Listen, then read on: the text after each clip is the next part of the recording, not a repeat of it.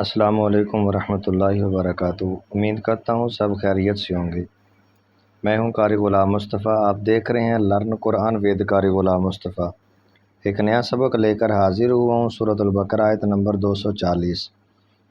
والذین یبیتون والذین یتوفون منکم ویذرون ازواجا وصیۃ لازواجہم متاعا الی الحول غیر اخراج فإن خرجن فلا جناح علیکم فیما فعلن فی انفسہن من معروف واللہ عزیز حکیم۔ ترجمہ: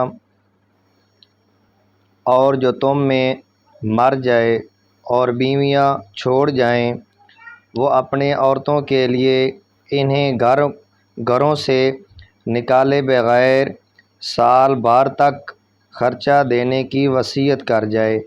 پھر اگر وہ خود نکل جائیں تو تم پر اس معاملے میں کوئی گرفت نہیں، جو وہ اپنے بارے میں شریعت کے مطابق کریں، اور اللہ زبردست حکمت والا ہے۔ اسی آیت مبارکہ کی تفسیر: والذین یتوفون منکم، اور جو تم میں مر جائے۔ ابتدائی اسلام میں بیوہ کی عدت 1 سال تھی، اور اس 1 سال میں وہ شوہر کے یہاں رہ کر نان و نفقہ پانے کی مستحق ہوتی تھی۔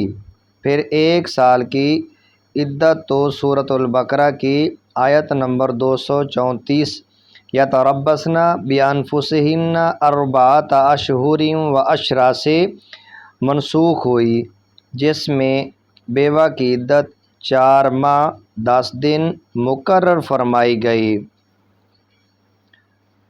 اور سال بھر کا نفقہ سورۃ النساء کی آیت نمبر 12 یعنی آیت میراث سے منسوخ ہوا، جس میں عورتوں کو شوہر کی وراثت میں حصہ دار مقرر کر دیا گیا، لہٰذا اب اس وصیت کا حکم باقی نہ رہا۔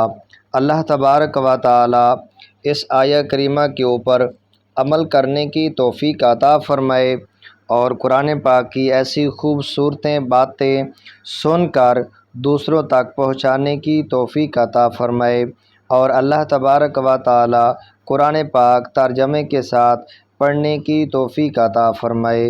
آمین۔ وآخر دعوانا ان الحمد للہ رب العالمین۔